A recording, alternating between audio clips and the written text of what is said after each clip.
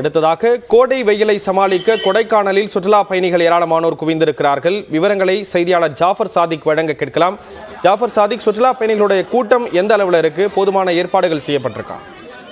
நிச்சயமாக ஸ்ரீராம், மலைகளின் இளவரசி என்று அழைக்கப்படும் கொடைக்கானலில் சீசன் தொடங்கியதாலும் வார விடுமுறையை முன்னிட்டும் தமிழகம் மட்டுமின்றி கேரளா, கர்நாடகா, ஆந்திரா உள்ளிட்ட வெளிமாநில சுற்றுலா பயணிகளின் வருகை அதிகரித்துள்ளது. குறிப்பாக வனப்பகுதிகளில் இருக்கும் சுற்றுலா தலங்களான மோயர் சதுக்கம், குணா குகை, பசுமை பள்ளத்தாக்கு, தூண்பாறை, பைன்மரக்காடுகள் ஆகிய சுற்றுலா தலங்களில் காணப்படும் மேகக்கூட்டங்களையும் இயற்கை எழில் காட்சிகளையும் மலை முகடுகளையும் சுற்றுலா பயணிகள் கண்டு ரசித்தும் கொடைக்கானல் மலைப்பகுதிகளில் மாறி மாறி நிலவும் மிதமான வெப்பத்துடன் கூடிய இதமான காலநிலையை அனுபவித்தவாறு மகிழ்ந்து வருகின்றனர். மேலும் நகரின் மையப்பகுதியில் இருக்கும் நட்சத்திர வடிவிலான ஏரியில் சுற்றுலா பயணிகள் படகு சவாரி செய்தும், ரெயின் பூங்காவில் பூக்க துவங்கியுள்ள பூக்களை கண்டு ரசித்தும், ஏரிச்சாலையை சுற்றி குதிரை சவாரி மற்றும் சைக்கிள் சவாரியில் ஈடுபட்டும் புகைப்படம் மற்றும் செல்ஃபி எடுத்தும் அவ்வப்போது நகர்ப்பகுதி மற்றும் சுற்றுலா தலங்களில் ஏற்படும் போக்குவரத்து நெரிசலையும் பொருட்படுத்தாது உற்சாகமடைந்து வருகின்றனர். மேலும் வார விடுமுறை மற்றும் சீசனில் குவிந்து வரும் சுற்றுலா பயணிகளால் சுற்றுலா தொழில் புரிவோர் அனைவரும் மகிழ்ச்சி அடைந்துள்ளதும் குறிப்பிடத்தக்கது. ஸ்ரீராம், விவரங்களை வழங்கியதற்கு நன்றி ஜாஃபர் சாதிக்.